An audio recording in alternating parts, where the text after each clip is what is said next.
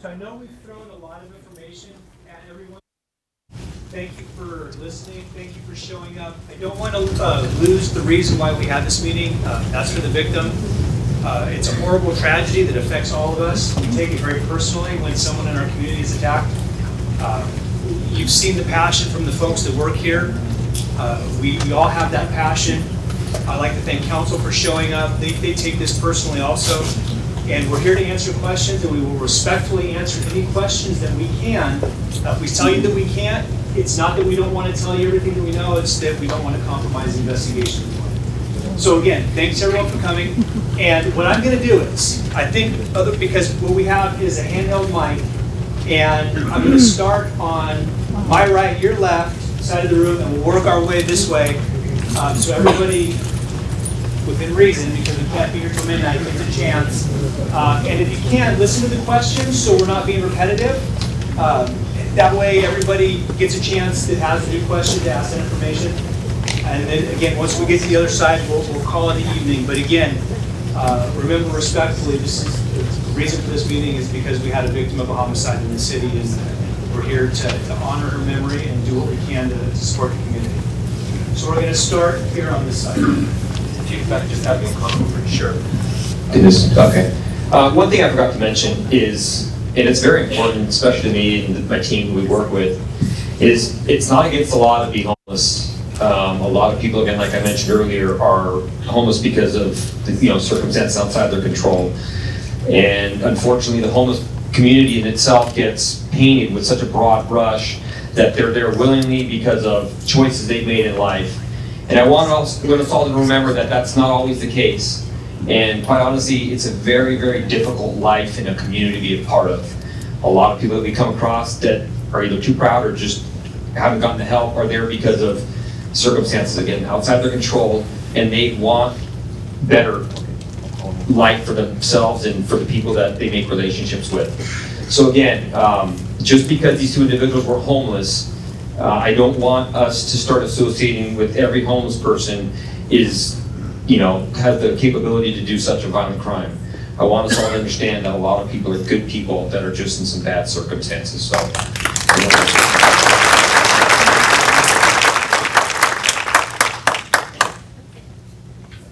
I have a question about the spot crime report that's put out for this area and also the crime mapping.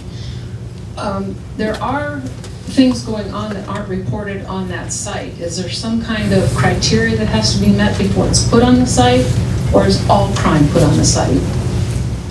Help me out with the spot crime mapping that we put up on our website. No, it's a spot crime report that I don't know who puts it up, but around here. But I'm wondering. I know that there are things that have happened that don't show up on that. Well, if it's reported, so data points are tricky because not every call for service ends up being reported as a crime. So if you're aware of something that an officer responded to that didn't get reported as an official crime, it may not appear there. I'll tell you, we have one of the best, we have the best crime analyst in the county by far. And she is dynamite in documenting crime on a 24-hour basis. You heard Lieutenant Krant talk about the crime meetings that our lieutenants department-wide have every week with our crime analyst. So if it's a reported crime, it should be there. And if it's not, send us an email if you're aware of something, and we'll find out why. And if there's a reason, we'll explain it to you. And if not, we'll get it on the crime map. So it's hard for me to answer that question right now because I don't know specifically what you're talking about. But well, I can tell you one specific incident. At my house on the 27th of February, there was a man outside of my house looking in, watching me at midnight. So what I don't want to do is, I hear what you're saying, no, but I don't want to, and I appreciate that, but yeah. We want to try to avoid individual incidents right now because it will take a long time to get I get that. Come talk to me afterwards, and I'll specifically address any questions that you have. So we'll all be here afterwards, so if you feel like you have an individual incident you want to talk about, please come to us afterwards. We'll all be here and we'll address those. Hi, my name is Ginny Murphy. I have lived in Carlsbad since 1976. Been here a long time, seen it all. I want to compliment the police department first because I had a huge incident with inheriting my parents' property in Carlsbad on Laguna Drive. It became vacant due to the sale of the property. It's not done with the sale yet. due to the vacancy. The homeless discovered it. The police have been out there multiple times every time I called and addressed the situation. I don't know if, I've never talked to you, Detective Velasco, but the situation has been taken care of to the best anyone can. And they responded, they reacted, and as of Friday, there's been no further activity going on, so that it does work. Thank you. My second question is, what can we as a community, your department, the whole city of Carlsbad do to help you more, possibly change some of the laws that need to be changed? Your hands are tied sometimes. And we as a community are not going to put up with another murder.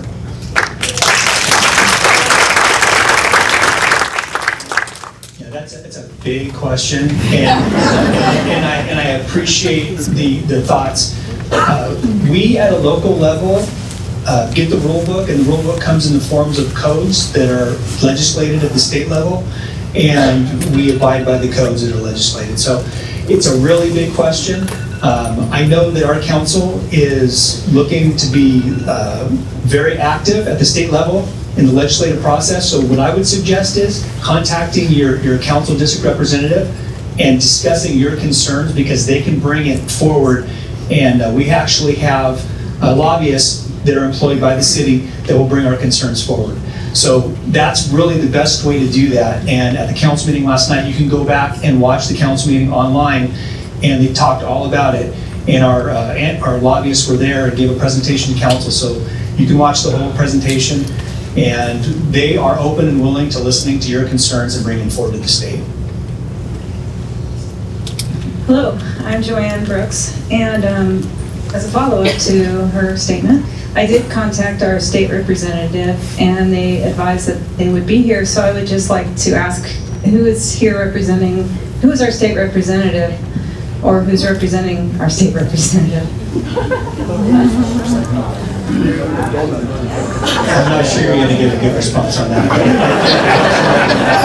Okay, and then I would like, just for some education, can you tell me if we have a panhandling ordinance, please? There's been many court decisions over the last several years that have affected the way that police officers enforce the law. Camping ordinances, sleeping in vehicles, panhandling. So we don't necessarily do panhandling enforcement, no. A lot of ways that laws were traditionally enforced have changed over the last decade. Good, bad, or different, a lot of those are a result of court decisions. And so when courts make binding decisions, it's the same as the legislature passing a law, we abide by it. So no, there's no panhandling law.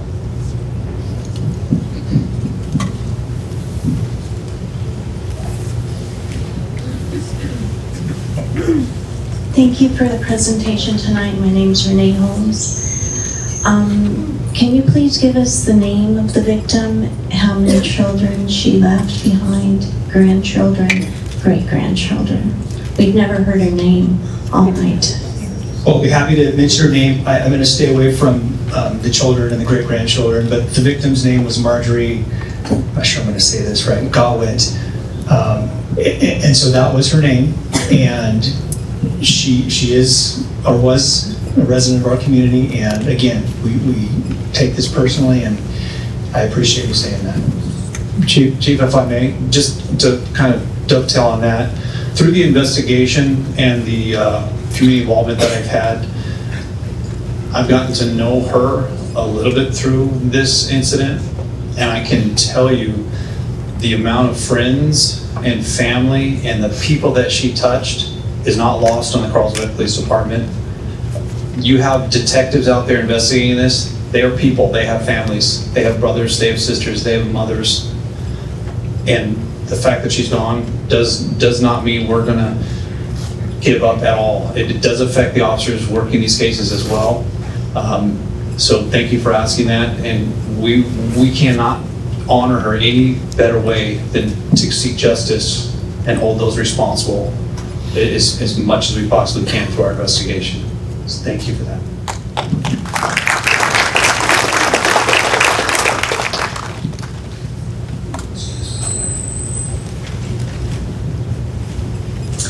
This isn't really a question, but to add to this, I knew Marjorie personally, and to put a face to this, I just want to say that she was the most wonderful person. I didn't know her well. I gave her facials and I did her waxing and for 8 years, but I knew she loved her children. She loved her boyfriend who she lived with. She loved her grandchildren that she adored so much. And I just know personally that I'm going to miss her so much. And I thank you all for coming out here and really caring about her and her family. I appreciate it, and I'm sure her family does too. Thank you.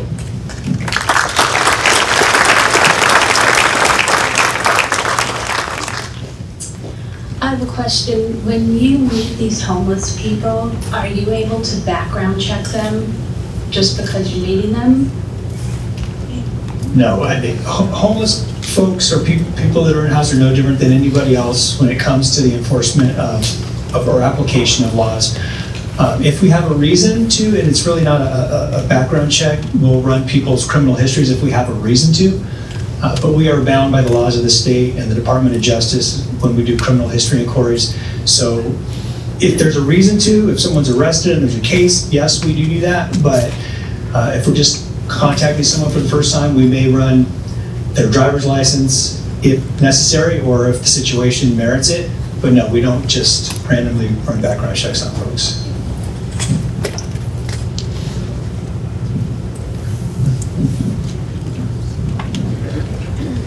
Thank you. Hi, my name is Cindy Bean, and I believe, is it Jody?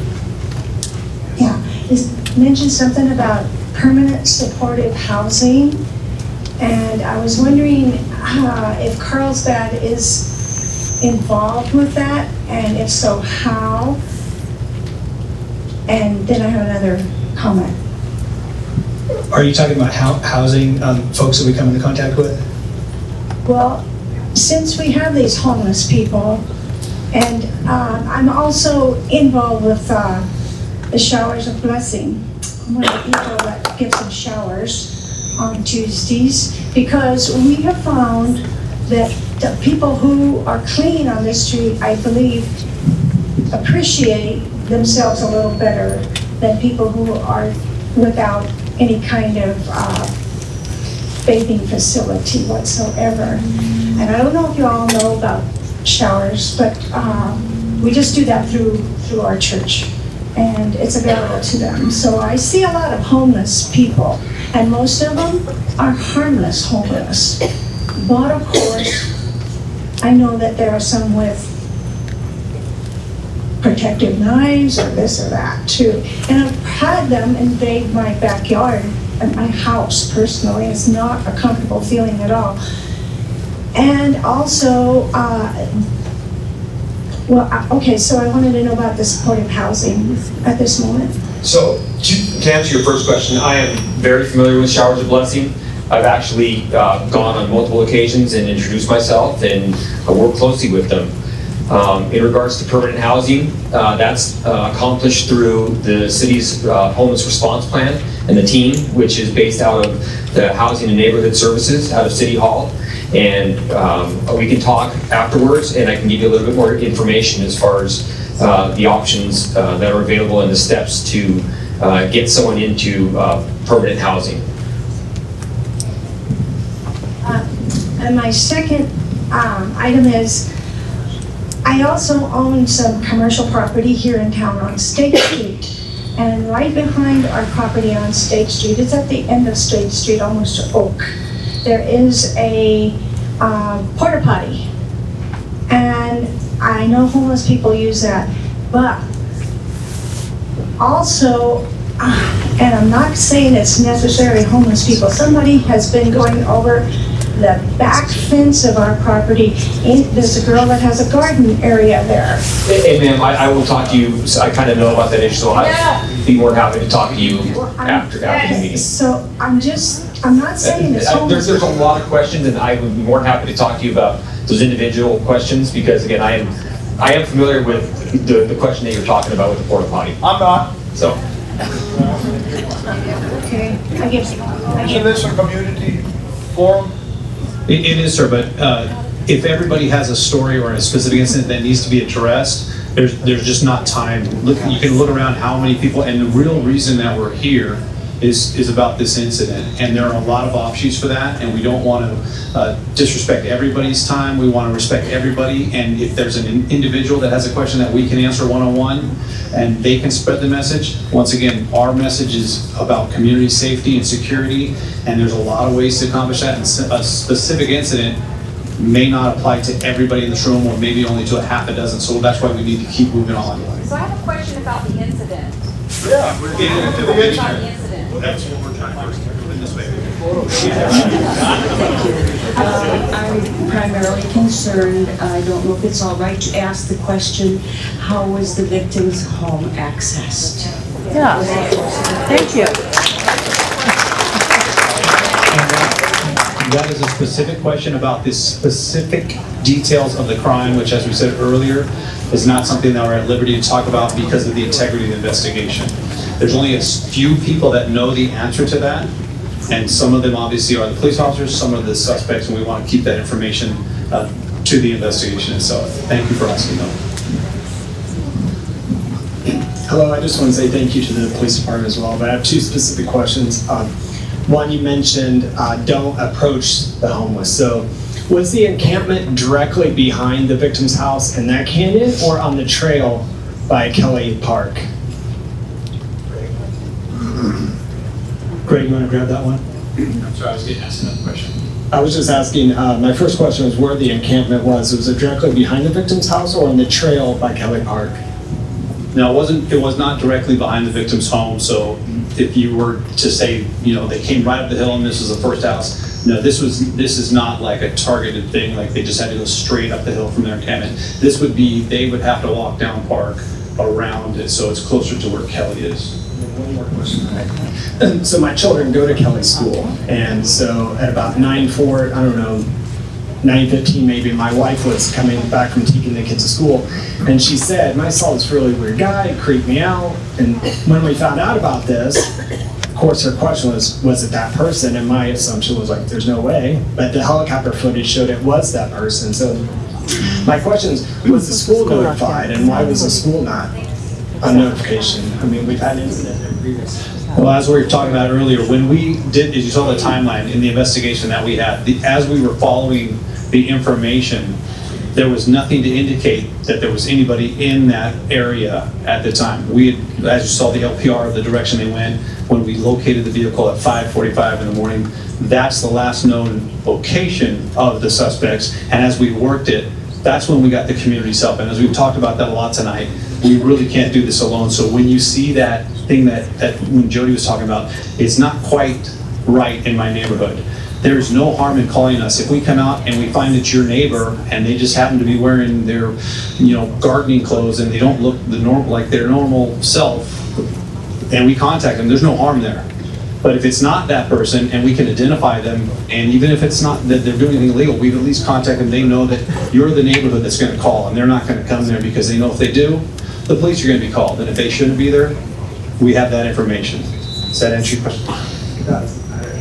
It's not what I want to hear. Hi. First of all, thank you for the presentation. It was wonderful. I have a question about the homeless response. Why does it take 2 days to answer calls to the homeless response, and why is there a 72-hour notice before those encampments are cleaned up? If you do the math, that's 5 days. That's a really long time. Thank you. Of course, and that's a valid question. So the reason I say within 2 days is because our schedules, we work Tuesday through Friday. And as soon as we come out Tuesdays, we start going through our list and we start going to encampments. That's what they do all day on Tuesday if one is received over the weekend. Then what we do is we mark those for 72 hours. Legally, that's what we have to do because we can't just remove someone's property, or the city is not liable for taking someone's property. I understand, even though it's there illegally, we still have to give the person the opportunity to remove their property. We just can't take their property without it being given a right, if it appears for it to be an encampment or some type of personal possessions. So you only work Tuesday through Friday. What must be done that you become a 7-day-a-week operation?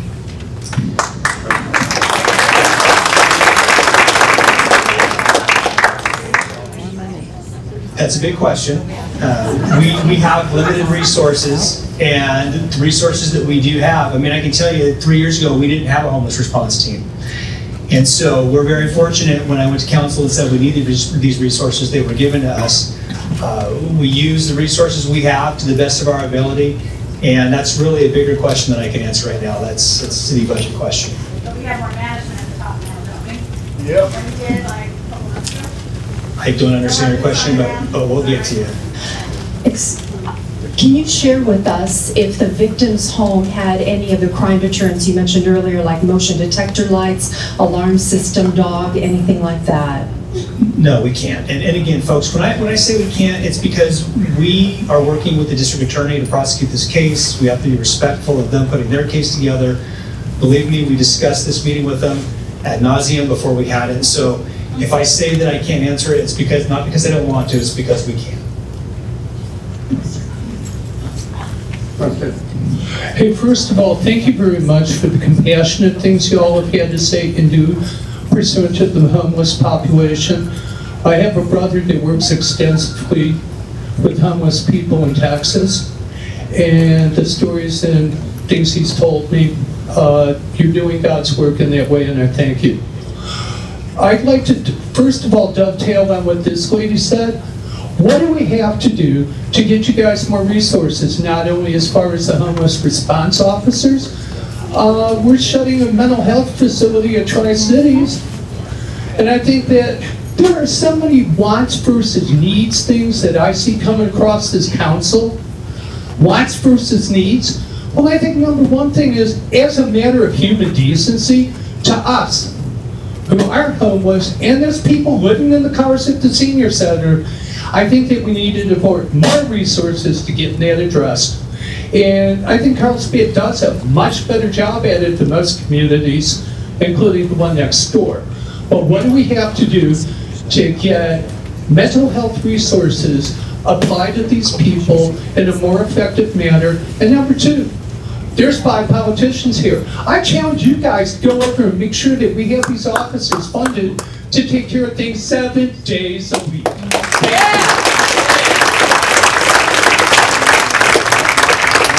Thank you for the question. Again, big question. We did not want Tri-City Hospital to close their mental health facility. They chose to do that. In fact, Lieutenant Krantz spoke at their board meeting asking them not to. But again, that's out of our hands. I would say if you have concerns about how the city's resourced, especially during this time of the year, feel free to reach out to your council representative and discuss your concerns with them.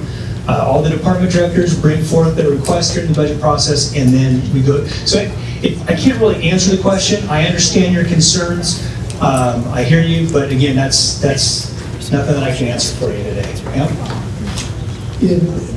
I have a question. My name is Jim Watson, and I live down by the beach, so I'm around a lot of transient and homeless people all the time. And I've lived in Carlsbad for 61 years, my entire life. So kudos to the police department, the way the city's managed, because it's a fantastic place to live. But I would ask the, on the crime statistics that were up on the board earlier, is there anything that we can look at that says how many violent crimes are committed by transients? Because if we look back over the last 10, 15 years, there was the woman at Carlsbad Village, Carlsbad by the Sea, that was murdered, and it was unsolved till DNA, and that was a transient.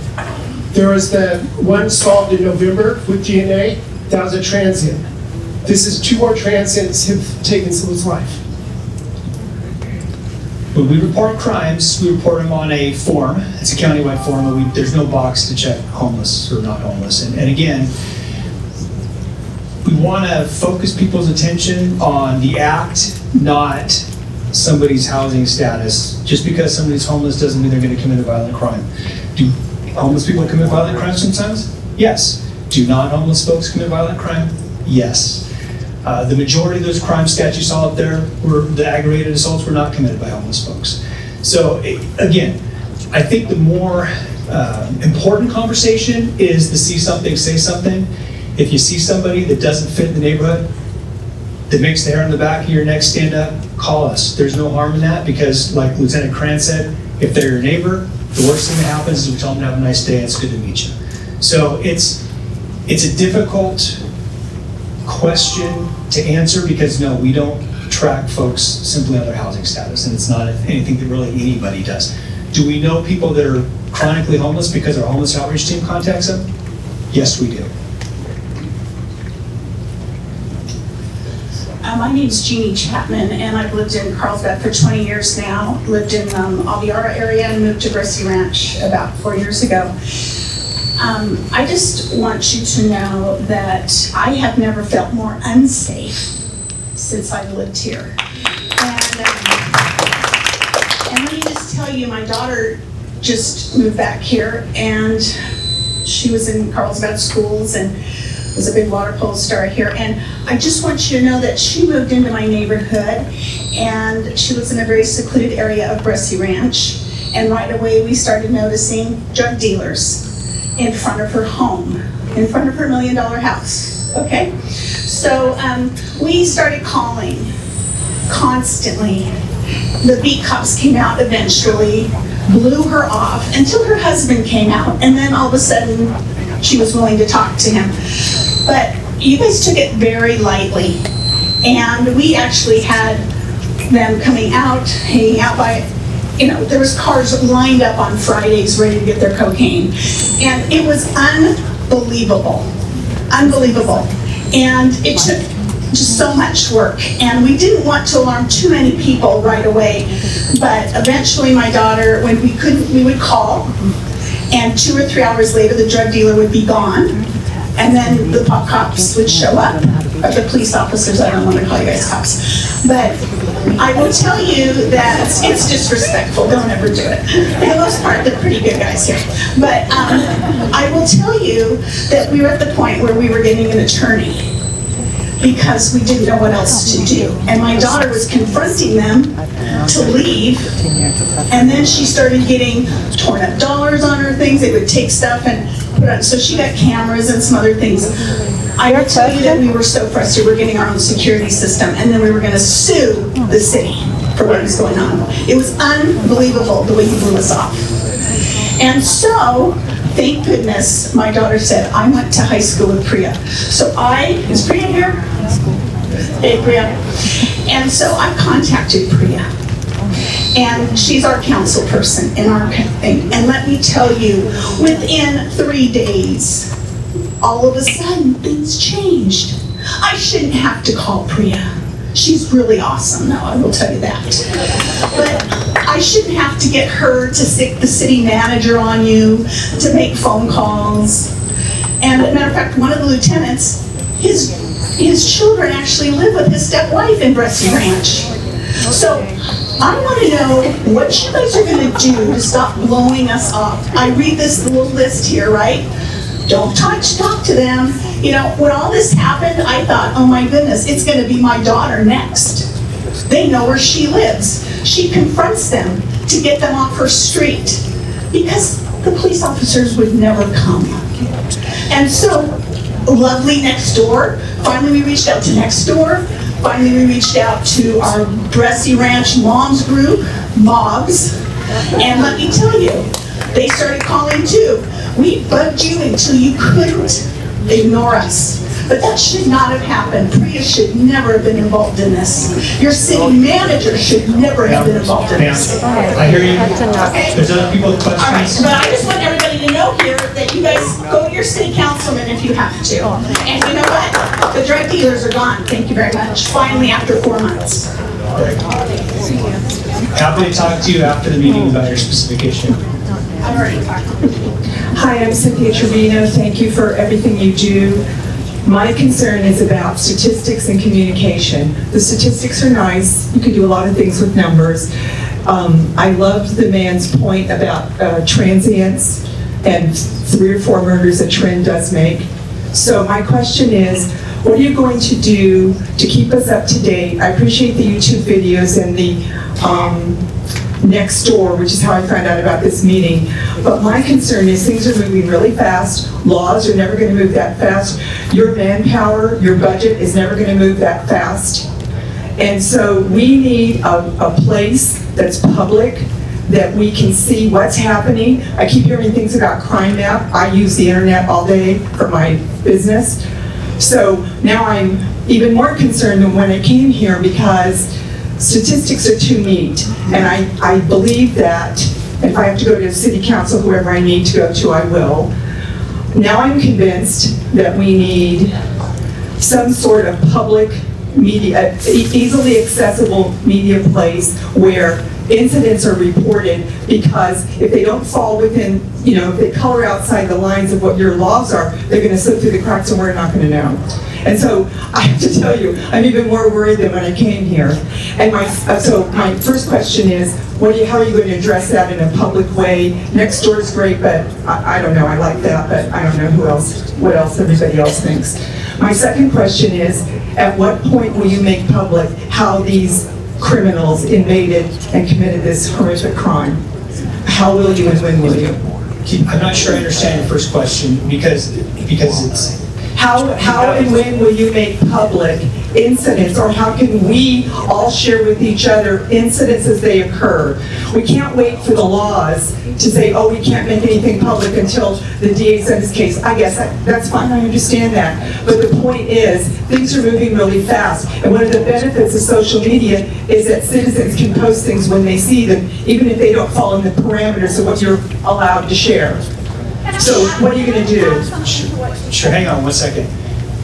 We have every social media platform currently available, and we're actively engaged in all of them, and including Nextdoor. So we're on YouTube. But the point is, you guys can't see. That's a problem, because now I understand if we share something with our neighbors, you guys can't see it. What's the internet public space where we can communicate with you? So what I would say is we have online crime reporting also, but if you have an incident to report, you got to call us. I want to know what's happening with my neighbors, but let me be clear.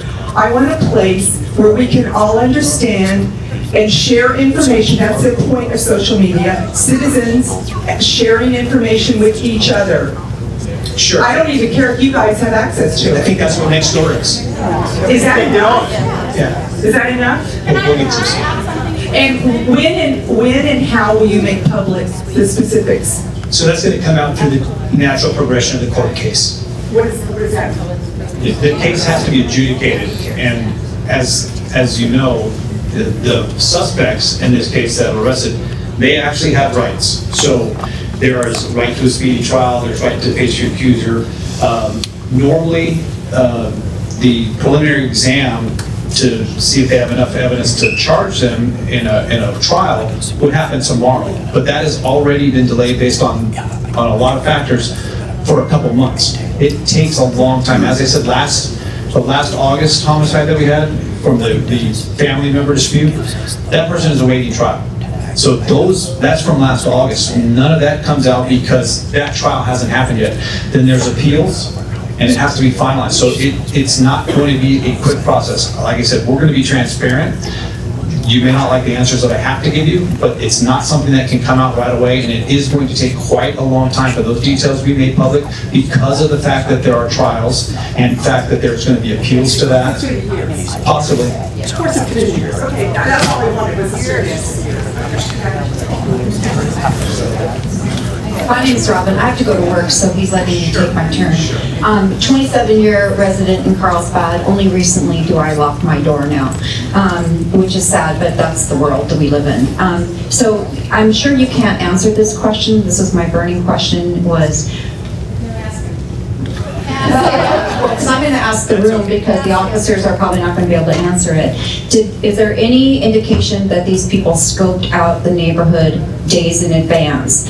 And the reason I ask that is because there was an incident I was involved in 30 years ago, and when the investigator came to the neighborhood, it turned out that this person had scoped us out for about 2 weeks. So did anyone in the room see these people in our neighborhood prior to this happening? Yes. It sounds like it. But again, we're not going to answer that officially, but you have some neighbors saying yes.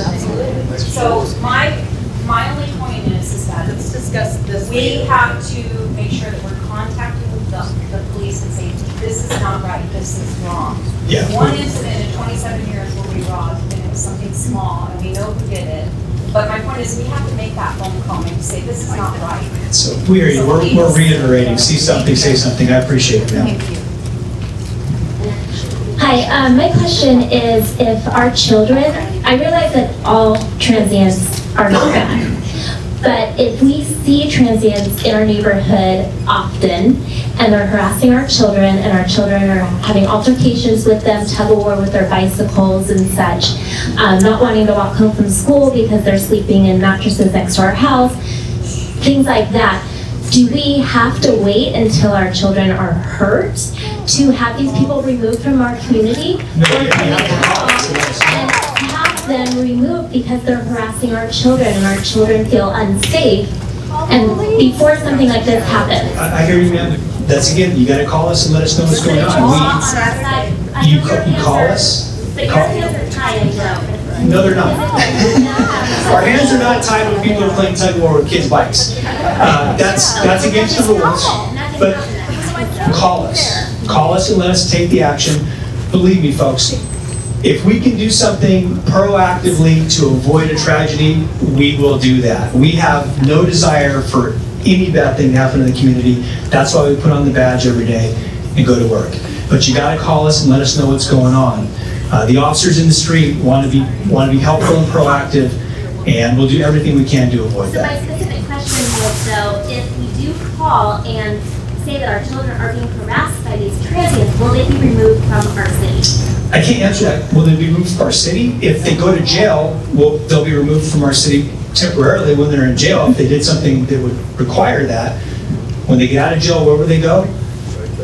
It just depends. We don't trap folks once they get released from custody unless they're back in our city and we're contacting them again. So more than likely they will be. I can't answer that question. Okay, well then something like this can happen to one of our children. Ma'am, if you see something that's going on, you gotta call us and we'll do what we can every single time.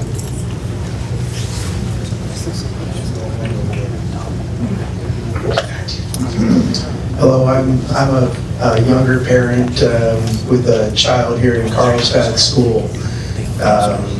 We have some of the best amenities of any city out there, including our parks.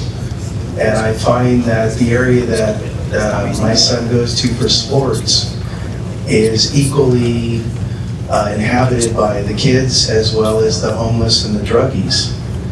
And we've caught intravenous drug use in the bathroom several times. I'm concerned. I just would like a little space put where we're having our children gather. As adults, we're a little more protected than the children. And Pine Park and Chase Park has become an incest area of bad activities. So am I to take this up with Parks and Recreation, or is this something with the police department? Call us. The minute you see something going on, call us. If you see somebody using drugs in the city bathroom, call us.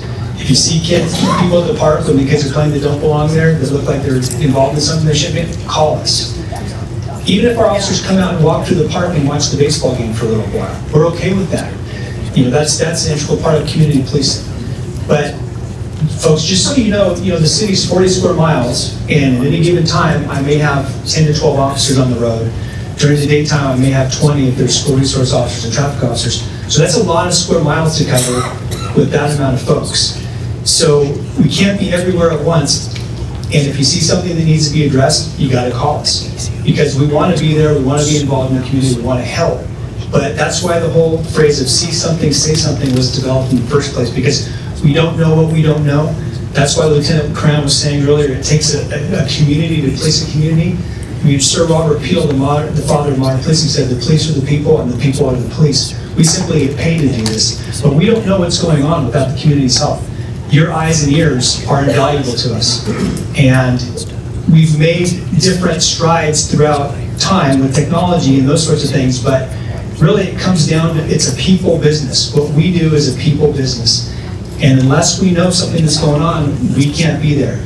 So I understand your frustration. If my kids were playing Little League and that was going on, I would be frustrated. I don't want anybody to hear that we're indifferent to the fears of the community or the needs of the community, because we're not. You know, I'm a father, I'm a grandfather. If my granddaughter was playing a soccer game and there was somebody using drugs, I certainly would call the cops if that's all I did. But my point is, you gotta call us for us to know. And don't be shy, folks. That's what we're here for. 365 days a year, 24 hours a day, someone will answer the phone. And we'll come out and take care of the problem. Good evening. Understandably, homelessness itself is not a crime, and we have to obviously abide by California law, and that creates a bit of a problem. So rather than talk about what we can't do, I'd like to think about what we can do to make ourselves safe. And this is specifically aimed at the city council members who are here right now. And, well, I'm thinking specifically about, well, what I'd like to do is put a barrier around my property to keep myself safe. And it's maybe an extension of locking doors or putting on lights. I'd like to have a physical barrier. And when I went down to the building department, I found out that I can have a full 42-inch fence in front of my property. Well, maybe that's a law that was developed during maybe safer times. And I think, City Council, I think we need to address that. And we have to maybe move that a little bit so that we can protect ourselves in a way that is safe and we don't have these type of incidents. Thank you. I hear you. I think they urge you to, sir. I can't really address planning laws. All right, I've got a lot of experience working with homeless charities. I am a psych nurse, that's my background. My kids told me I looked like a homeless person before I came out tonight. I'm afraid for my family. I live right off the train tracks. Over the past few years, cars, sheds, people living in sheds, people living in the bushes on the train track. So first off, thank you for doing this tonight, because you guys didn't have to do this, and we appreciate it.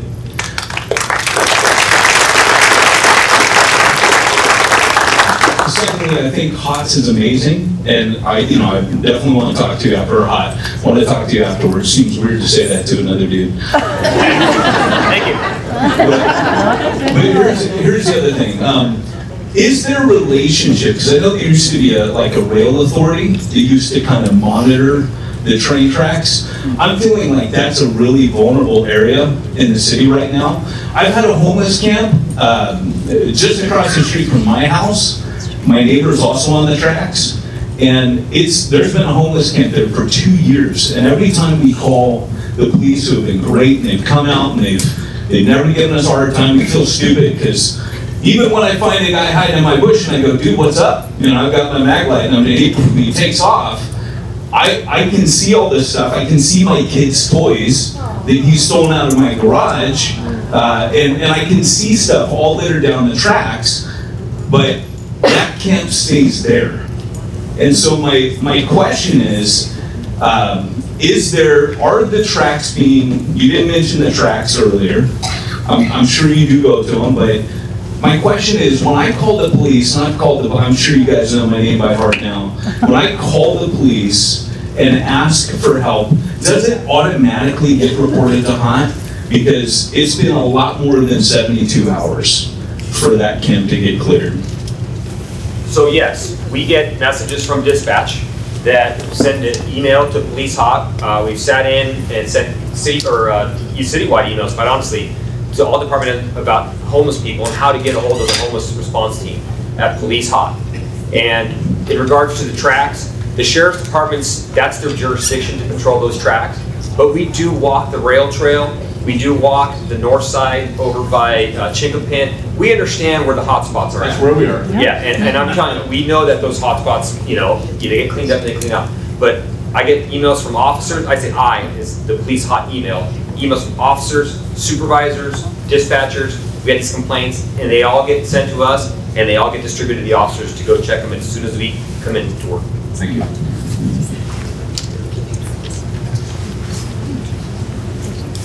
First of all, I'd really like to commend the Carlsbad Police Department. I'm not going to get into a personal story, but last year I had a really frightening event with a transient woman in my driveway at 6 in the morning, and fortunately, she was arrested.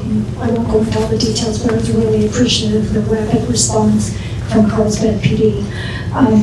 The question I have, I guess it's kind of simple, is I thought that we had laws that prevented vagrancy and loitering, and so when these individuals are on the streets of Carlsbad, down by the beach, loitering, why aren't they being arrested for that?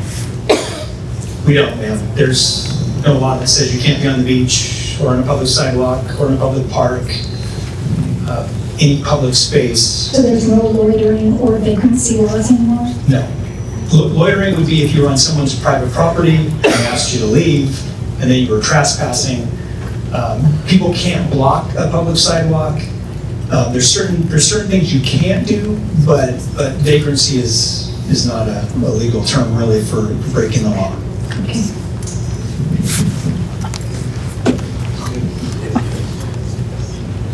Can you tell me why this couple broke into this woman's house? I mean, like her house. Sure. Her specifically? Yes. As the lieutenant in charge of the crimes of violence unit, incidents like this, a lot of times the question is why? Why this location? Why did they pick this victim? And the unfortunate answer is that we are trying to apply logic and reason to a completely illogical and unreasonable and unthinkable act. And there are two people that are responsible for this, and they are currently in jail awaiting trial. I couldn't begin, and I don't think I want to understand what goes on in somebody's mind who has the capacity to do something so horrific.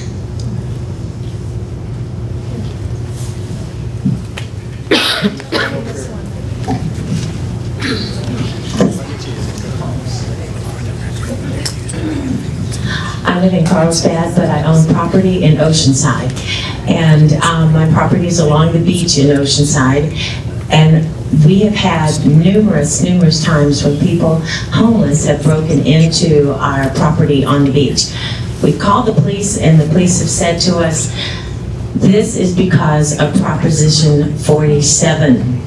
We can't arrest them because we are now taking felonies and turning them into misdemeanors. So we ended up having a sting operation with the police several times, and the only way we could arrest someone is if they had a prior conviction. The state of California has passed laws that work against us, and this is one of those things. And as a result of that, our policemen told us the increase in break-ins in California, in Oceanside, had gone up almost 500%. I'm not sure what to say to that. You can see in Carlsbad they haven't. That's not the case. I don't know if that's statistically correct or not. But what I will say is there are. We talked earlier about we get the playbook from the state in the form of codes and laws that are passed, and we abide by them. And again, we talked about legislative advocacy. So if you're intent on legislative advocacy, I would encourage you to get involved in that process because your legislators do listen to you, and that's who they get elected by. So I can't really give you as to why or what, but certain laws have changed over the past decade in the state, and things that were once felonies are now misdemeanors. That is a correct statement. And I promised, Greg, I promised I would get that.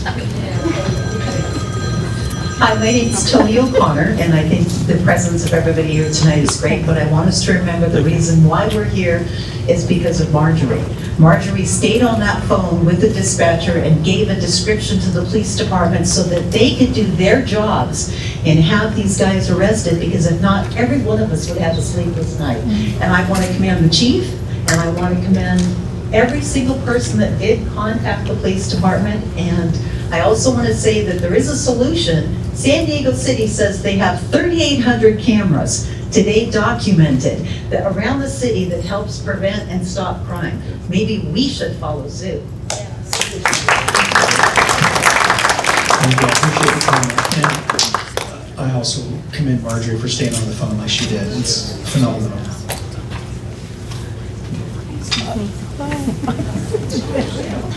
I know, it's faster fire. Hi, I just wanted to, I'm a 7-year Carlsbad resident. I just wanted to applaud the city of Carlsbad. Every time that I've called for help, and usually it's a squirrel in the bushes at night, or something which turns out to be Camp Pendleton and not somebody in my attic trying to get in. But I've probably called 5 or 6 times since I've moved here. Every time they're there within 2 minutes, tops. It was about maybe 5 or 6 minutes a couple of months ago when someone tried to break into my garage, and that was the community service officer. Love that you guys have that community service program. It's awesome. By the way, I'm the mother of a peace officer, and I have great respect for all of you guys. So thank you so much. And definitely not telling you where I live, but I have 6-foot fences on a quarter property, which does not allow 6-foot fences, and I went ahead and put them up. They were nice looking, and they're still there. I haven't gotten bugged about it, and nobody can see over my fence unless they're more than 6 feet tall when they walk by. So.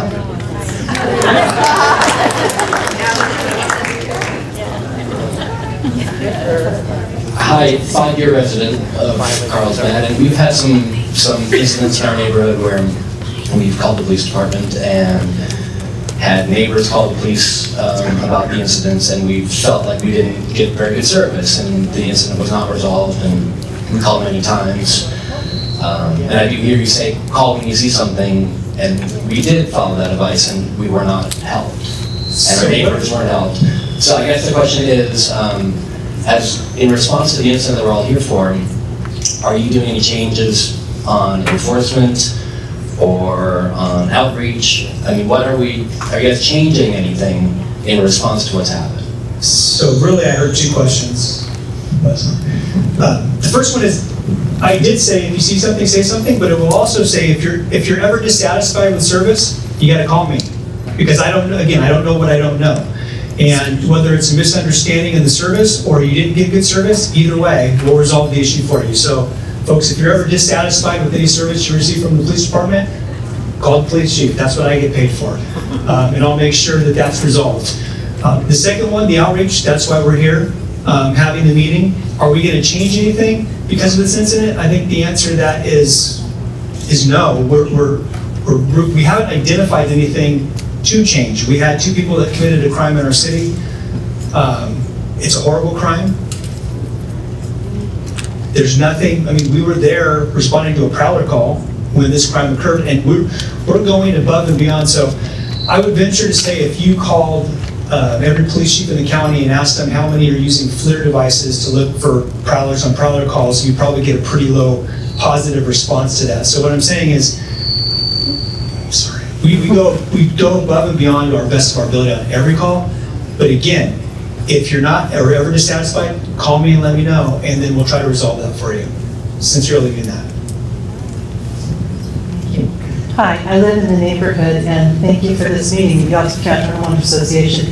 One quick question on logistics. This is great information, but my phone's blowing up with people who couldn't get in, parking, space, whatever. Is this not being, I understand it's not being Facebook live streamed, which I wish it was. How will this meeting be shared with people so it doesn't just end tonight? I think the gentleman behind you is videotaping right now, and I'm sure it'll end up on the city website. I'm sure it'll end up on the city website. Do you know when? I don't. When it's ready. Tomorrow? Yeah, 10 o'clock. Okay, thank you. And to let you know, we did also some pre-interviews answering some questions, so they do have to edit a lot of things out for time and give that information to everybody. We want it to be out there. That's why the doors are open, and it really is humbling to see this many people come out and support their community, which is our community. And my team. Thank you. I want to share with my neighbors so they know where to get the information. I have 2 questions. San Diego recently overturned the ban for people to live in their vehicles. Does that impact us at all? I currently do see people living in front of my home in their campers and vans. So does that have any bearing on Carlsbad? I'm not sure specifically what San Diego did, it's not against the law to sleep in your car in the state of California as we sit right now. Campers and vans are a whole other issue. We have an ordinance prohibiting overnight parking unless you have a permit of an oversized vehicle. So there's different ways that we address those issues. If there's people living in oversized vehicles in your neighborhood, let us know so we can take appropriate action. So that is still illegal? Well, we have a parking ordinance prohibiting it. So from 2 to 5 a.m., people cannot be parked in an oversized vehicle on any city street unless they have a permit from the city. So that's how we take care of that. Okay, and then the second question for the hot officer. You mentioned that you have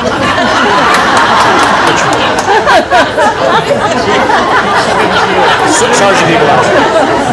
I'll be more specific. I'm sorry, could you repeat your question? You mentioned that your team has very limited resources and you're tasked to notify encampments to move after 72 hours and then follow up with a cleanup. Now, because we have limited resources, why aren't we allocating the people who are living in those camps to clean up after their own messes? They've already shot up their own syringe. They can certainly pick it up instead of endangering others.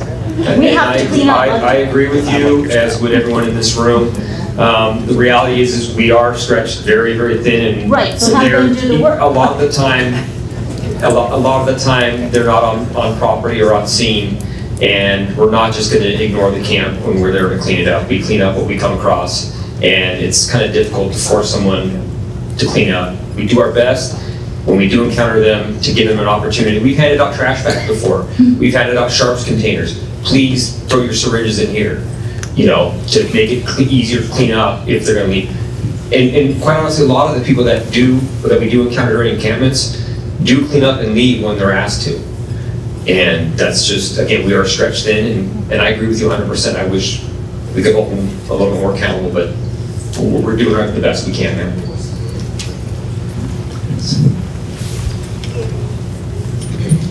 Hi. Are there any other suspects involved? Because they left her vehicle in San Marcos, so how did they get from San Marcos back to Carlsbad? I don't know what time it is, but I've been waiting several hours for that question. I have the same answer that I gave all night. I cannot tell you. I specifically spoke with the district attorney today about that question, and it is absolutely something that is germane to the case. It's important to the case, and in that thread, we really want to make sure that the prosecution is successful, and we're not going to divulge that for the investigation's integrity. But we can't say we're not looking for any other suspects in the case. The investigation has put 2 people in jail for it, and that is what we believe is the extent of the suspects.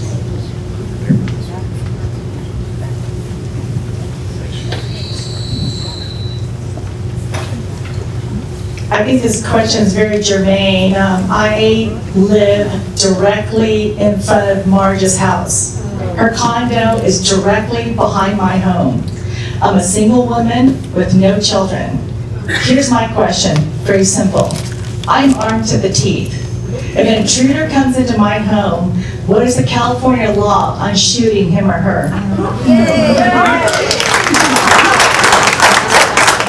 It applies equally across the board. There has to be imminent jeopardy, meaning you're in fear for your life or someone else's life. That's the answer to the question. That's the law, folks. If you shoot somebody in the back 5 feet from the front door when they're running out the door, that's not imminent jeopardy. So the law says that you have to be in fear for your life or someone else's life, then you can defend yourself. That's the law. Thank you.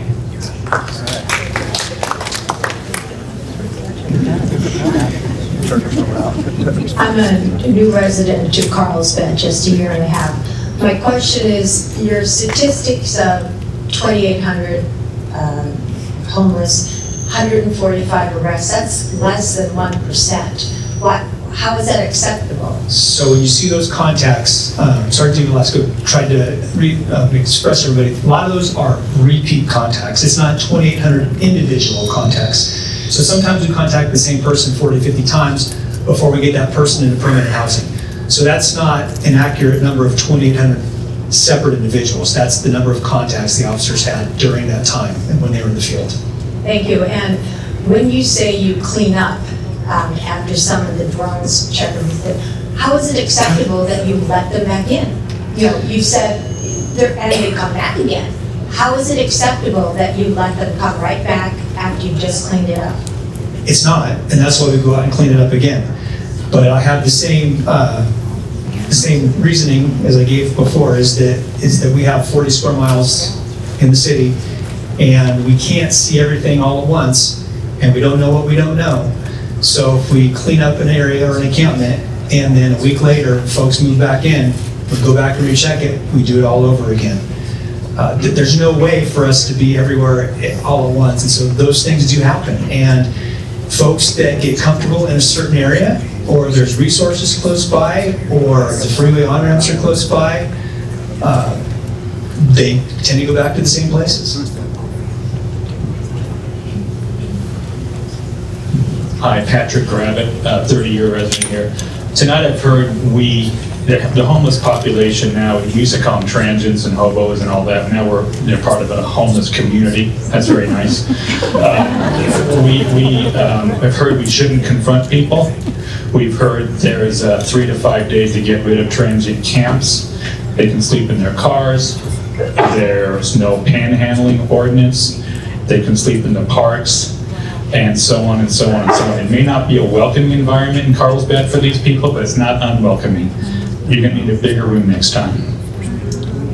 I hear what you're saying, but what we talked about, folks, so the response from our homeless outreach team is the response that we have based on how we're resourced currently, so that piece, hopefully everybody understands.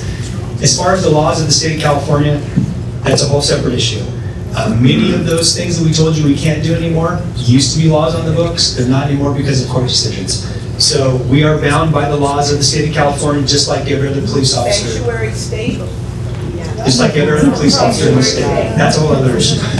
Is there a single thing you would do if you could, on your own, do it?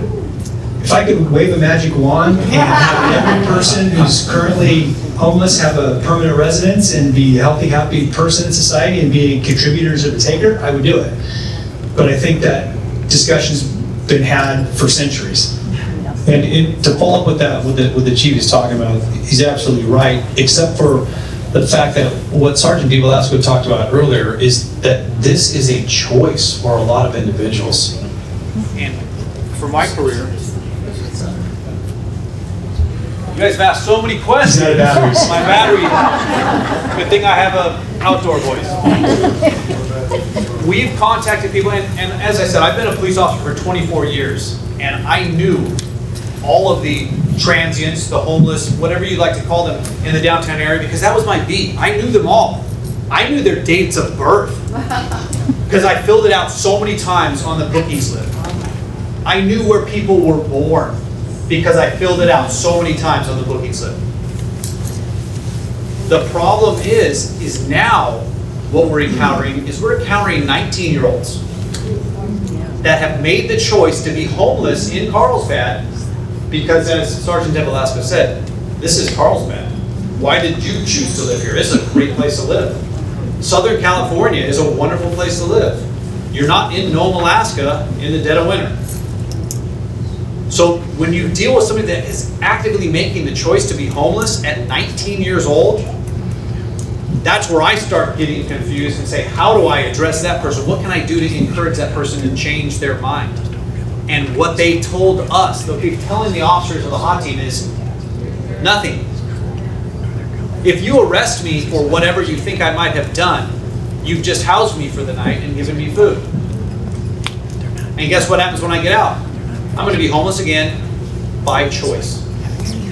So that is not an easy question to say I can wave a magic wand and now the problem is solved. Because we're dealing with a new type of individual who has made a choice that we really have very little influence other than what the laws are in the state and in the city that we have. Those are the tools at our disposal.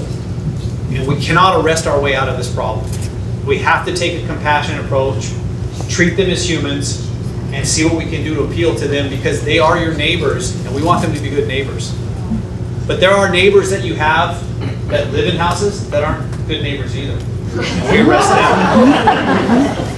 So it's not just a homeless issue, it's a societal issue. We need to make sure that we are enforcing the laws compassionately, but strictly and firmly, so that we can affect the quality of life for everybody that lives in Carlsbad. That's our goal. We want to make the quality of life for people that live, work, and play in Carlsbad the best it can be. And guess what? I think we're doing a pretty good job, because I've been to other cities. I've talked with my friends in other departments in other states, and the resources that they're allocated, and the man hours, and the technology, we are way ahead of that game. Can we do better? Absolutely. And we're going to keep trying to do better. But we are way ahead of the game in that, in spite of the frustrations I've heard tonight, and I appreciate the frustrations. As a watch commander, the chief's not here. I'm the watch commander when I work in patrol. Then that complaint comes to me. And if you don't get that satisfaction, call me or any of the other watch commanders. My watch commander partner's here tonight as well, and they will be the voice of the chief when he's not here. If you need something, there's always that line there tonight prior to talking to the chief the next morning. And folks, just so you know, before we ever started the hot team, my direction to him was compassionate enforcement, and that means we enforce the law equally across the board. We don't give you a pass if there's dope in your pocket because you're homeless. You go to jail just like everybody else does. And so, but it's compassionate enforcement, because like Lieutenant Kranz said, if we take you to jail but don't give you any resources when you get out, what have we accomplished? We've accomplished nothing. You went to jail for the night and then you're back in the same spot.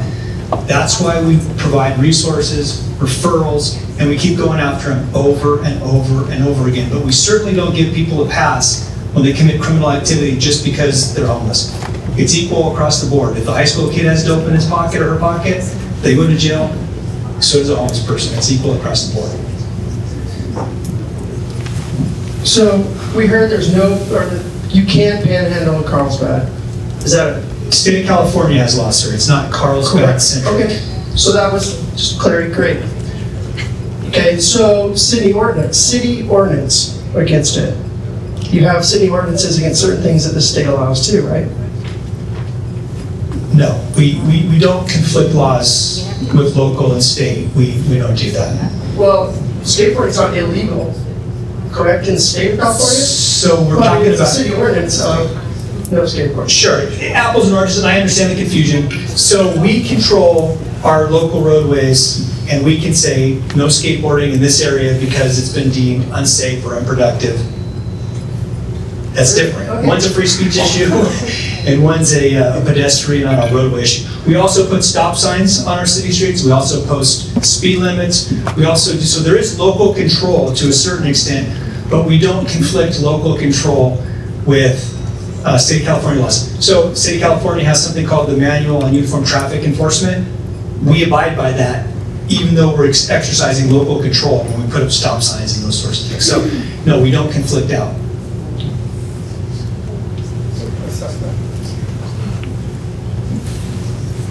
Good evening, my name's Nick Ritchie, and I'm actually from Oceanside, and I've been very involved.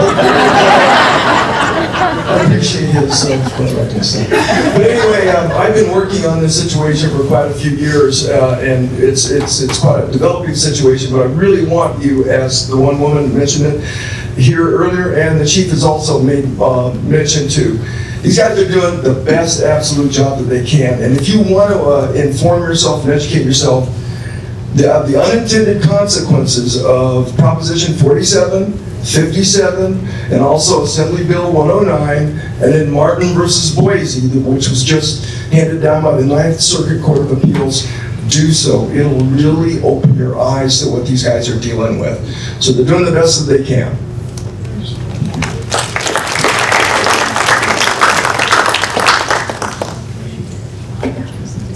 I would like to know what your resources are with Tri-City Hospital closing their psych evaluation 72-hour hold. Where do you guys take the people that could be of most concern now? So that's a great question. Everybody understand, well, if you don't, I'll explain it real quick. So every mental health call we get does not evolve into a commit. We oftentimes resolve situations without actually taking someone to the hospital. The folks that we do take to the hospital, which by the way is well over 600 a year, we have to go to either Palomar, which is usually on bypass because Escondido does almost 2,000 a year themselves. So we end up at County Mental Health, which is off the 8 in Rosecrans, or there's a couple other hospitals in San Diego. So we actually are contracting now with a transport company to transport for us because those calls can take our officers out of service for 4 to 5 hours at a time. So it's a big problem, but it's not a Carlsbad-centric problem. Again, this is a statewide issue. I would really love to see mental health become more robust in the state of California. And if you watched last night's council meeting during the presentation on the legislative advocacy, they talked about the governor's proposed budget, and there is some money in the budget to try to increase and address mental health in the state of California. So it is a big problem. We recognize that it's a problem. The county recognizes that it's a problem.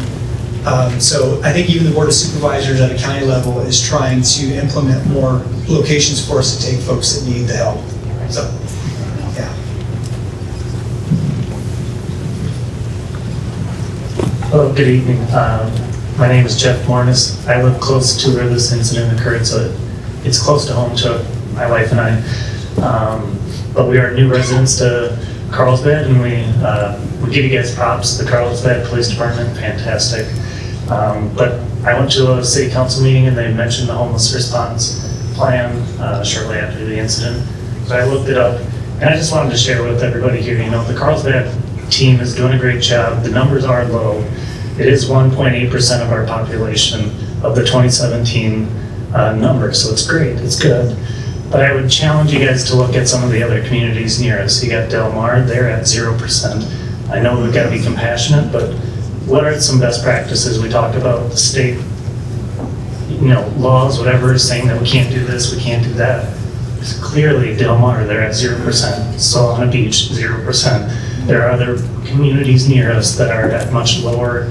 1.8% is still a great number. We're doing a good job, but like, what do you guys take to go to those communities to get best practices? What can we do to improve ourselves? I'm going to go out on a limb here and say that they're not at 0%. It's in the community. I understand. I've seen homeless people in Del Mar and Solana Beach, in both communities. That's not to say that they're doing a bad job. But remember, folks, statistics are only as good as the data that goes in. So not everything is counted equally. If a call goes out and a report isn't taken, guess what? That crime doesn't get entered into the data. So it really depends on resources. We are well resourced in the city of Carlsbad. We're blessed to have a council that recognizes that public safety is a priority for the city. But my own marching orders are to my cops and my CSOs, when they go out and find a crime, they take a report. That's what we do. I would venture to say that it's not reported equally across our region or statewide. So the data that we have, I won't say is 100% accurate, but what I will say is it's accurate as possible for the types of statistics that we take. And remember, if you have 0 homicides one year and 1 homicide the next year, what's your percentage increase? It's 100%. So when you see that number on a spreadsheet, everybody goes, oh my gosh, but it's not really the whole story, is it? You know, when you saw 2 homicides last year in our city, they were both by other family members. Both cases are closed. Those are horrible crimes, horrible things. This actual case is very different from those cases. So everything is just because you see statistics on a spreadsheet, and I understand that we have to count things in order to measure them and get better. I get that, and we'll never stop doing that. But if you call a police department and they can't come out and take a report because your car was broken into because they're not resourced well enough, and they tell you to call and do a computer report or call the desk, how many of those cases actually get reported? We don't know. So that's one of the things that goes into the actual final numbers. You call us, guess what? We come out. And if you don't want us to come out, you can do it on the computer. You can do a computer report. And if that doesn't work for you, we'll have an officer take the report over the phone. The only time it doesn't get reported is if you choose not to report it. You say, well, you don't want to report it. So we're doing the absolute best that we can, and I'm telling you, the number is not 0 in any of those communities. It's not 0 anywhere. But it's in the plan. I get it, I understand, I totally understand, and It might be zero, it might be much little. yeah, I get it. But remember, Del Mar's also like 1.4 square miles. So that has an effect on those. Yeah, that affects, and Solana Beach, I'm not sure exactly, but I'd venture to say it's less than 7 or 8 square miles. So great, beautiful communities. I mean, they're beautiful communities and they're geographically in pristine locations, but we all have issues in California. So just 2 quick things. I live on Kelly Drive, close to the area as well, single mom of a 12-year-old. So I've noticed an increase, but I gotta say, you guys have called only like twice, have been amazing. The second thing is, does anybody know if there's any kind of funding for the family of Marjorie's? Because I'd like to participate in any kind of help that I could feel. Really, my heart goes out to them. Yeah, I don't know the answer to that question, I'm sorry. Okay, well, I'm on the website, you know, well, the neighbor, so if anybody knows, could they just put them, I have to get home, because my son has a test in the morning. But thank you. Thank you for coming. Hi, I have 2 questions. My first question is there like a list or anything that people in the community can look at to see where encampments have been found so that we can kind of keep an eye to make sure that, you know, people aren't coming back there? Do we have a hotspot map? No. You know, that's actually a really great suggestion. I appreciate that. We don't have one, but we'll make one. And my other question is, I guess, why aren't there more streetlights in Carlsbad? Like, it's just so dark, and like, if there were more lights, it seems like people wouldn't be sneaking around and, you know, trying to commit crimes and sneaking in people's yards, like, you know, like they are. Yeah, that's a much bigger question than I can answer for you. Okay. Thank you. Sure. So actually, believe it or not, some people don't want streetlights in their neighborhoods because of the ambiance and yeah, so it just depends. Did we get to everybody? If I could just add a quick follow-up to one of my answers that caused a little bit of stir in the crowd. The homeless response team, our schedule works in conjunction with all the community partners that we work with. It doesn't mean that the city or the police department ignores homeless complaints that come in.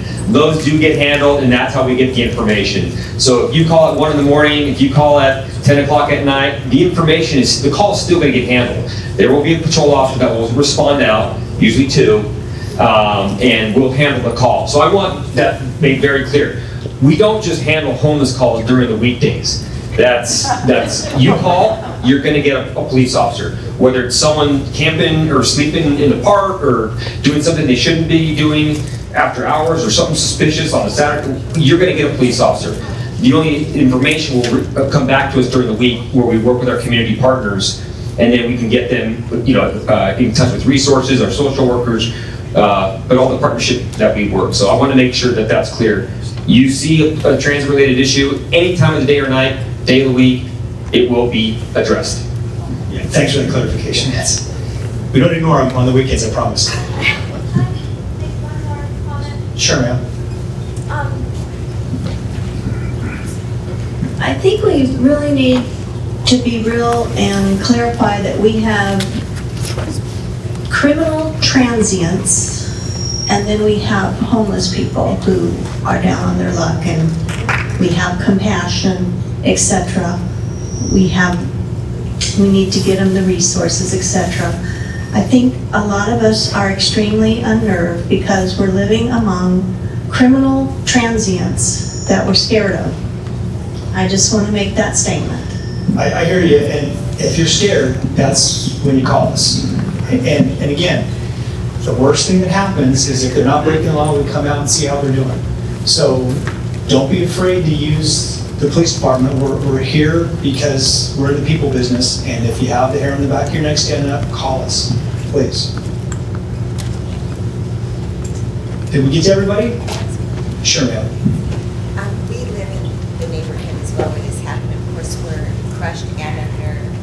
And I was wondering if you're able to tell us, because we're trying to understand the scope of it, if the Fowler incident and the earlier burglary incident were the same residents, or if there were 3 properties involved instead of 2. They were both on Flying Cloud. Yes, if you saw the timeline, there was an unknown time of a crime where there was actually a burglary versus a prowler. So there's a cheating permit. Correct. And the other one we did not find out about until after, throughout that day. So there are a lot of crimes that go undetected, not by the police obviously, but even by the victims until much later in the day, or even sometimes through a weekend, or we had some people mention things taken from garages. I do not have a complete inventory of my garage memorized, and if you went in and stole half of it, my wife would probably think I cleaned. And we know that's not going to happen. So there's a lot of times we're just unaware of things that happen until later, and pinning down the actual time is extremely difficult, and that's why we don't guess. Especially in an investigation says we don't make assumptions, we don't guess about what happened. We follow the facts, we do the investigation the way it needs to be done, because the ultimate goal is a successful prosecution to bring those responsible to justice. Did they go into another house, take something? Well, once again, we had a burglary, so once you enter a house, that's considered a burglary. And that's the other thing, we talk about terminology. A lot of people say robbery. I was robbed. People came into my house and robbed me. Generally, they're talking about a burglary. So we specifically have our violent crimes up there. A burglary is a non-violent crime. I took something from you when you weren't around. And a robbery is I took something from you directly. So there's a big difference between, people use them interchangeably. We understand that the citizens do that, but it's very important to us specifically what we say as a burglary versus a robbery. So when we say a burglary was reported after the fact, somebody can go in your car without you knowing, somebody can go in your house without you knowing, and it's a burglary versus a robbery. A robbery is, the normal term of street robbery is give me your wallet, and you have some fear, so you give that person a wallet. Whether they used a gun, a knife, or just intimidation, that's a robbery. And it sounds semantical at times, but it's really important for us not just to piece the investigation together, but what we can actually charge people with, and how that penalty for that crime is different than other crimes. Somebody steals your wallet off of you, out of your shopping cart when you leave it unattended, that's a misdemeanor where I give somebody a ticket. That's all I can do. That's the laws of California. Now, if they stole it from you while you're holding your purse, I can take that person to jail. Once again, those are the differences that may kind of not be readily apparent, but we have to be really important as to why what happened, how it did. And that's why we get a lot of questions from not just police officers, but the dispatchers when you call. This is what's going on right now. They have a specific set of questions they want to ask you, because that dictates our response. Our safety, your safety, and the response and how we have to approach it. I didn't ask my question earlier because I knew you wouldn't be able to answer it. But I can't say enough about having dogs who love you in your home, because back in Texas, my golden retriever stopped the home invasion next door. And they didn't choose our home because we had that layer of protection protecting us. Just saying. Hi, 41-year resident, and I'm 100% more afraid than I was last year.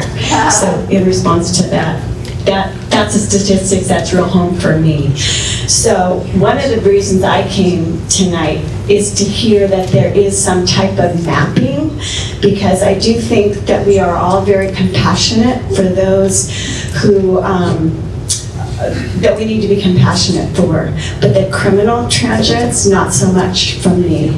And so I'd like to know and see where the patterns are, because I think we need to honor Marge by preventing the next one, and by really seeing where the patterns are and going in and clearing them and going back and clearing them. And I think I was really disheartened when I heard that they're not asked their name or they're not asked for identification. These were parolees. Maybe something could have been stopped at some point, and when Upland left them and didn't follow them here. but no one saw the tent until after the fact, because there's so much overgrowth with the rain. We've got to prevent this. If we know where the camps are, who do we go to trim the vegetation? We know they go under bridges. We know they go where they're on Haymar Road. People are afraid to go to Vaughn's at night now. So I think we've got to go in and get some of the vegetation after the rains, make them more transparent so that they're not choosing us. There are people that are choosing homeless, I understand that. We want the criminals not to choose Carlsbad.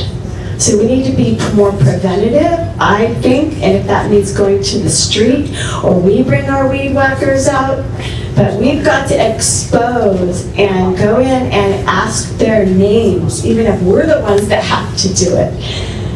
I don't get it that you don't ask for their identification. That makes no sense to me. So maybe there's a misunderstanding. We do ask for identification if we have a reason to.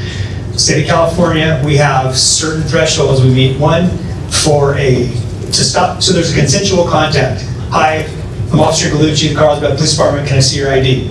No. Okay, if I don't have a reason to demand it, that's the end of that contact. That's a consensual contact. Next one is I have reasonable suspicion to stop you. There was a robbery down the street, the person was wearing blue jeans and a green shirt, and they had blonde hair. Hey, can I talk to you for a minute? Can I see your ID? No. Yes, I want to see your ID. So that's reasonable suspicion. Then we get to the next threshold, which is probable cause. I've got you detained because I have reasonable suspicion. The victim of the robbery is driven to a location by another officer. You go, that's the guy. Now you're in handcuffs and going to jail because I have probable cause. So there's certain thresholds that we have to meet.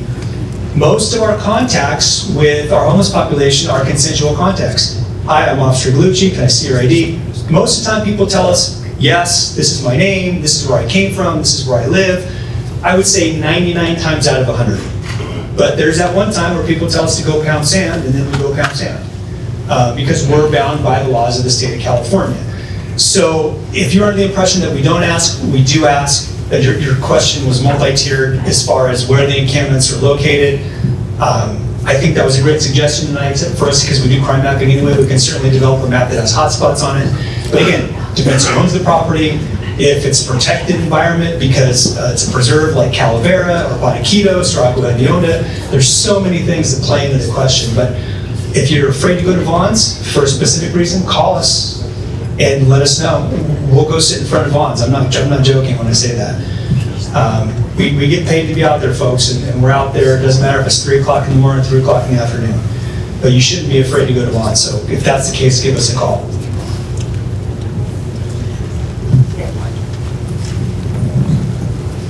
Okay, I want to know if the Ring product is something that we should invest in. Is that a useful product or a gimmick? I can't really endorse products, but I will tell you that law enforcement has access to Ring Video through the company. So if you think that's important and you choose to invest in it, then that's a decision you have to make. I will tell you there's many products out there that do the same thing. If you have Wi-Fi in your house, it'll go directly to your phone to show you who's at the front door. There are useful reasons to have it, but it's a personal decision. I can't really endorse products while I'm standing up here. Is Ring the only one you have access to? The Ring database is the only one I'm currently aware of that provides law enforcement access to the video. That's good. Why, right? So we have answered the question. Yes. I do. Yeah. So we're getting close, folks. I think I'm going to take one more, and then we're going to call it a night, and we'll be around for any individual questions. I hate to be the last one, but I have called the police on several occasions, and the dispatcher gives me the 3rd degree. Why do you think this is a problem? Well, they're knocking on the doors of people that are at the stoplight. Well, that's, it's not a problem. Well, it is a problem. I see it's going to be a problem. It's a problem for me. I would think it's a problem for the other person. Is there something that we should be telling the dispatcher that would be key words that say, I'm under threat, I'm feeling uncomfortable, what would your suggestion be? Because I haven't felt super supported when I do call, getting a result. Sure, I understand. My advice would be answer whatever questions the dispatcher asks. A lot of times they're asking questions you may not understand, but this information they feel the officers who are responding may need. People do get frustrated sometimes. Usually when people call the police, it's because they're in a place where they feel scared or intimidated, which makes it even harder for the dispatcher to draw that information out. So what I would say is recognize that people that do 911 dispatch have an incredibly difficult job, because they get people screaming on the phone, panicked, people taking their last breaths and they're talking to them and keeping them company while that happens. It's an incredibly difficult, emotionally draining job. So if you feel like you weren't provided the support you need, by all means call us and we'll look into it anytime, like I said earlier. But just recognize that when they are asking those questions, a lot of times it's because what the officers are barking at them back on the radio, wanting to know. So they're trying to keep us happy, trying to keep you happy, all at the same time. And I'll tell you, I couldn't do the job, and I respect the people that do it. So I appreciate the question, and it's a good awareness question. But again, if you're not satisfied with the service, give us a call. Okay, so we're going to wrap it up, but I'll let you go. To wrap up the point about dispatch, one, I've been a police officer for 24 years, and I was a dispatcher for 30 seconds. Because as soon as the first 911 call came in, I was done. Because I would rather be facing somebody with a gun than dealing with that.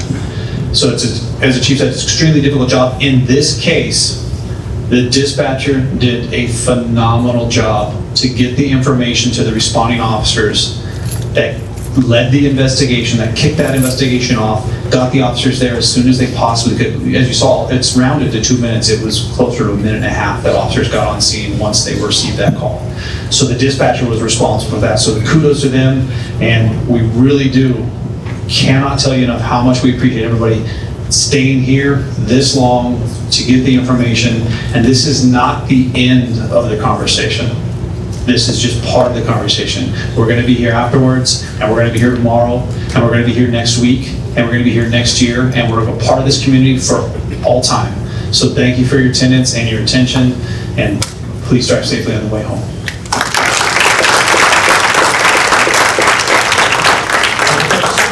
The video will be on the website.